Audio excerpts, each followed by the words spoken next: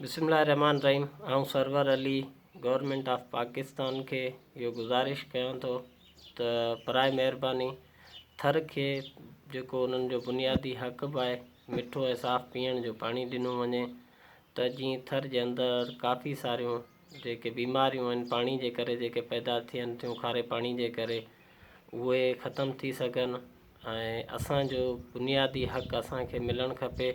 असां सदर पाकिस्तान वज़ीर आज़म पाकिस्तान ऐं जेके लाॻापिल पाणी सां इदारा आहिनि उन्हनि खे गुज़ारिश कयूं था त महिरबानी करे असांखे थर में मिठो पाणी पीअण जे लाइ ॾिनो वञे।